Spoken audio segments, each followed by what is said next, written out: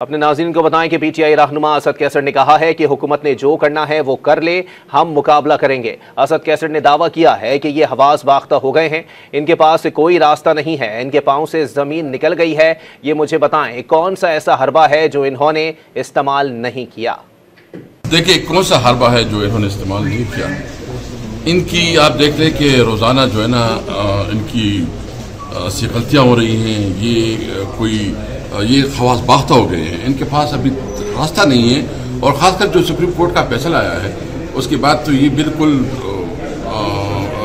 इसकी ज़मीन जो है ना इनके पाँव तले से निकल गई है। उनको पता चला है कि अभी उसकी कोई सर्वाइवल नहीं है। देखिए सबसे पहले बात यह कि हमारी तमाम जद्दोजहद जो आइन और कानून के अंदर है, इनके पास जो अख्तियार आते हैं, जिस कोर्ट में जाना चाहे, जहाँ जाना चाहे, बिस्मिल्लाह जाए।